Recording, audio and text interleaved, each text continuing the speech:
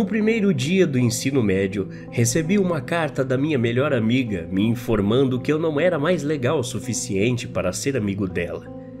Não era muito diferente de uma carta de demissão de emprego, e mais tarde descobri que era genérica, porque havia sido enviada a mais outras 3 pessoas. Depois dessa carta, fiquei relativamente sem amigos e, consequentemente, desesperado para conhecer novas pessoas. Talvez seja por isso que quando uma garota 2 anos mais velha do que eu, com a lateral da cabeça raspada, me disse que me conhecia de algum lugar, ficamos imediatamente inseparáveis. Ela era barulhenta, vibrante e provavelmente a pessoa mais destemida que já conheci. Era tão estranha. Não se engane, mas suas excentricidades só aumentavam seu carisma. Eu sempre fui quieto na minha, então ela me contava histórias sobre bebedeiras e os garotos com quem ficava. O nome dela era Verônica. Ela me deixou viciado em teatro musical e, com o tempo, comecei a escrever musicais que incluíam ela. Verônica era espetacular, mas apesar de seus pontos altos e seu belo caos desenfreado, vieram pontos baixos igualmente intensos. À medida que nos aproximamos, ela passou a precisar de mim como eu precisava dela, e então a coisa começou a se estreitar. Afinal, eu tinha apenas 15 anos e estava lamentavelmente despreparado para ajudá-la. Como você fala com alguém sobre assuntos de gravidez quando nunca sequer teve uma namorada? Como ajuda com pais abusivos ou um distúrbio alimentar quando tem pais considerados ótimos? Eu não tive chance. Fizemos uma excursão escolar uma vez e paramos em um restaurante a caminho de casa. Verônica pediu a menor refeição que pôde e mais tarde admitiu que se tivesse sozinha não teria comido nada. Eu a segurei, chorando em meus braços, e ela me beijou sem que eu esperasse. Então fiquei com medo de como aquele beijo me fez sentir. No dia seguinte, ironizei a situação para meus outros colegas. Não tenho orgulho disso, mas estava me agarrando desesperadamente à esperança de que separá-la de mim seria a melhor forma de afastar meu medo do que poderia acontecer no futuro. Ao fazer isso, eu a traí em um dos piores momentos de sua vida. Nossa amizade se recuperou, mas nunca foi mais a mesma. De longe, assisti sua decaída em tempo real. Vi como a felicidade se transformou em mania e tristeza se transformou em depressão. Quando eu tinha 16 anos e Verônica 18, ela me contou sobre farras de adolescentes, seu hábito de se machucar sentimentalmente com frequência e sobre dormir com homens só para sentir alguma coisa. Em algum momento, ela conseguiu um relacionamento sério e quando me confessou que estava batendo nele, foi a gota d'água. Falei a mim mesmo que não seria mais seu amigo. Várias vezes Verônica tentou conversar comigo depois disso, mas eu parei de responder. Então ela cortou a amizade com seus outros amigos, terminou com um namorado e no início de janeiro esperou até que a mãe saísse para trabalhar e tirou a própria vida. Na época, eu nunca tinha ido a um funeral. Não sei a quantos já fui, mas uma multidão de adolescentes vestidos de preto e desejando sentimentos a outro adolescente é algo que ficou gravado na minha memória. Os pais de Verônica estavam lá. Um deles nos disse que sua morte prematura era inevitável e que agradeciam por termos estado ao lado de sua filha durante todo aquele tempo. Me lembro de pensar que isso era uma besteira absoluta. Afinal, cada um de nós poderia ter feito alguma coisa. Nem me lembro do resto do ano letivo depois disso. Foi um momento da minha vida que acabou. Desapareceu, assim como Verônica. As pessoas te olham de forma diferente quando você está de luto, agem de forma diferente. Pessoas com quem eu nunca tinha falado estenderam a mão para dar suas condolências. Olhando para trás, entendo que era o que eles achavam que eu queria, algum tipo de conforto, mas lembro de ter ficado frustrado com a atenção e a falsa demonstração de consideração. Lembro-me de desejar mais do que tudo ser deixado em paz, e muitas vezes me recolhia para o conforto do meu quarto para evitar os olhares de pena. 4 meses depois, quando consegui falar o nome dela sem soluçar, voltei às minhas anotações antigas. Voltei para o musical que meu eu mais jovem havia começado a escrever. Aquele, baseado em Verônica. Essa foi a primeira noite que tudo começou. Eu tinha adormecido lendo minhas anotações antigas e fui acordado gentilmente por ela. Verônica parecia a mesma, seu cabelo escuro raspado na lateral e olhos azuis pálidos. Quando me obriguei a olhar para o pescoço dela, percebi que parecia exatamente como era em vida. Nenhum único arranhão era visível. Eu estava, obviamente, confuso, mas finalmente percebi que aceitar sua presença me deixou muito mais feliz do que questionar o que estava acontecendo. Verônica sorriu para mim, com a mão fria ainda descansando no meu ombro. "Escreva", veio uma voz que soava como o vento. Ela não tinha sequer aberto a boca. Silenciosamente, pegou um papel da pilha que me cercava e a voz veio novamente. "Escreva", dessa vez mais segura, como se o primeiro comando tivesse sido uma forma de simplesmente testar sua voz. E então eu peguei um lápis e comecei. O musical que eu trabalhava estava incompleto. Acrescentei um verso depois de horas pensando. Enquanto isso, Verônica ficou sentada ao pé da minha cama, me observando e sorrindo. Por horas testei novos versos e refrões, fiz alterações nas margens das folhas. Eu poderia jurar que enquanto escrevia, podia ver seus olhos brilhando. Quando terminei, voltei a dormir, olhando de vez em quando para a garota morta que ainda estava sentada ao pé da minha cama, ainda sorrindo. Acordei no dia seguinte, me sentindo como se não tivesse dormido nada. Mas isso não era novidade. Afinal, eu não dormia bem há meses. Fui para a escola e lidei com os olhares de pena dos meus colegas.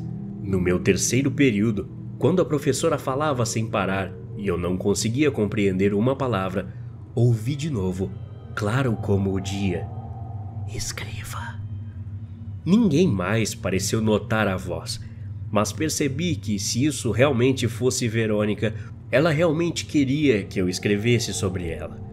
Então comecei a estrutura para um novo musical. Escrevi sobre a dor de Verônica antes de seus últimos suspiros de vida e me peguei chorando no meio da sala de aula. A professora me deu um olhar de pena e me dispensou. Depois de jogar um pouco de água fria no rosto, voltei para a aula e dessa vez prestei atenção. Naquela noite, Verônica estava lá novamente quando adormeci, mas diferente. Eu não a tinha visto até que me levantei para pegar meu caderno e percebi que ela era mais alta alguns centímetros. Em vida, ela tinha quase exatamente a minha altura. Talvez Verônica tivesse aparecido como idealizava ser em vida? Mas então, por que ela manteria o cabelo raspado que não gostava, ou o corpo que ela desejava tão desesperadamente que fosse mais magro? Deixei esse detalhe de lado, atribuindo o fato a uma simples lembrança errônea da minha parte. Afinal, eu não via pessoalmente minha melhor amiga há meses, então fazia sentido que pequenos detalhes pudessem estar errados, como seus olhos, agora com um tom muito pálido e aquele sorriso estranho. O dela sempre foi caloroso e contagiante. Agora seu sorriso era cheio de dentes quase pontiagudos. "Alguém, além de mim, pode ver você?" Eu perguntei em voz alta. "Existe alguma razão em particular para você me escolher?" Perguntei novamente. "Escreva", ela ordenou, e eu obedeci. Voltei ao solo em que estava trabalhando mais cedo e revisei algumas letras. Ela parecia feliz com isso, os olhos novamente parecendo brilhar quando voltei a dormir. Isso continuou por meses. A qualquer momento livre, no segundo em que minha atenção não estava no que quer que estivesse à minha frente, eu a ouvia. Com o tempo, comecei a pensar nisso quase como se fosse um presente. Então passei a apreciar sua presença, me sentindo confortado, e assim Verônica cresceu de uma maneira diferente. A cada noite, ela parecia mais alta, ainda proporcional, mas cada vez maior. Aparecia na beirada da minha cama ou sentada na cadeira que ficava no canto. Uma vez até ficou escondida no meu armário. Verônica se tornou onipresente e era uma distração bem-vinda da minha dor. A vida continuou e adotei o hábito de escrever todas as noites, nunca conseguindo dormir de verdade. Na escola me tornei o aluno mais problemático e minhas notas estavam sofrendo com isso. Quando eu estava feliz com as letras das minhas músicas, as compilei em um caderno e dei para a Verônica, que agora ocupava um canto inteiro do meu quarto. Ela o folheou com suas mãos comicamente grandes. Quando terminou, seu enorme sorriso se afrouxou, tornando uma máscara triste igualmente bizarra. "Você realmente tem certeza de que está pronto?" disse a voz, com os lábios esticados. Naquele momento percebi que ela estava certa. O enredo era bem escrito, mas ainda não era o melhor. Parecia uma história infantil, simplificada demais e dramática, sem propósito. Olhei em seus olhos e percebi que não me lembrava deles parecendo tão frios. Peguei o caderno e prometi fazer ainda melhor. No verão, comecei a escrever um romance. Tinha personagens semelhantes ao musical, mas o enredo tinha sido retrabalhado. Na noite em que eu disse a Verônica que estava começando, seu sorriso largo ainda maior tomou conta de seu rosto. A cada palavra que eu escrevia, seus olhos brilhavam ainda mais. Meus colegas começaram a perguntar por que eu estava passando menos tempo com eles, e eu não tinha como dizer que meu tempo estava sendo gasto escrevendo para uma pessoa morta. Depois de 30.000 palavras, Verônica teve que se curvar para caber no meu quarto. Quando ela lia meu trabalho no final de cada noite, seu sorriso se alargava de alguma forma. Nesse ponto, senti que poderia caber facilmente em sua boca larga e escancarada. Era grotesco de uma forma quase assustadora, mas seu rosto continuava lindo, apenas um pouco diferente. Quando cheguei no capítulo final, mostrei novamente o caderno à Verônica e ela leu, sentada quieta por 1 hora inteira. No final, sua boca ainda maior fez uma careta perturbadora e instantaneamente eu soube o que ela estava pensando. A escrita tinha sido boa, mas sempre poderia melhorar. Quando pensei em arrumar as centenas de páginas que havia escrito, uma pontada de dor me desequilibrou. Eu estava tão cansado, daria tudo para ter uma boa noite de sono, mas persisti e continuei a escrever para ela. Em algum momento, pensei que talvez um livro fosse o formato totalmente errado, então descobri que o diálogo sem descrições provou ser meu forte e comecei uma dramaturgia. A essa altura eu estava na faculdade. Todas as noites ela aparecia no meu quarto, silenciosa e sorridente, e a cada noite eu ficava com um pouco mais de medo. A transformação aconteceu tão lentamente que parecia natural, mas ela parecia cada vez menos humana. Seus olhos eram pontos azuis, sua boca um sorriso infinitamente largo e cheio de dentes pontudos. Seu rosto não tinha poros e era liso como uma boneca de porcelana. Era inquietante, mas ela me motivava a fazer alguns dos meus melhores trabalhos, e sua história foi a primeira coisa em que eu pude me concentrar. 4 anos após a morte de Verônica, eu não aguentava mais. Depois de tudo isso, eu merecia um pouco de descanso.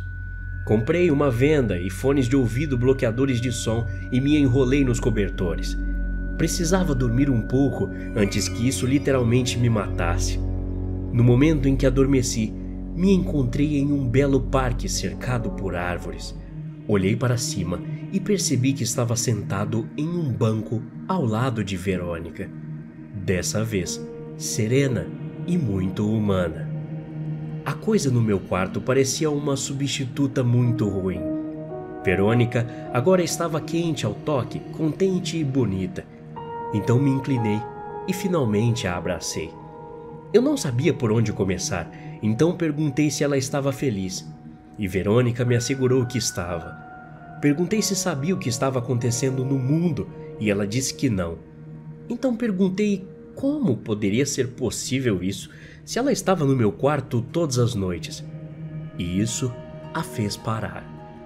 Verônica olhou para mim de uma forma que nunca vou esquecer, da mesma forma que todos olhavam para mim, com pena, e disse: "Ouça-me, o que quer que tenha visitado você no seu quarto, não sou eu. Não guardo rancor. Não guardo nenhum tipo de fardo que carreguei em vida. O que te mantém escrevendo sobre sua dor não está te fazendo bem, mas sim se alimentando de você. Com isso, Verônica beijou minha testa e foi embora. Naquele momento, eu soube que era nosso último adeus. O parque derreteu ao meu redor, e quando abri meus olhos, fui surpreendido com a imagem da aparição macabra do que fingia ser Verônica, fazendo contato visual comigo. Até a próxima. Obrigado.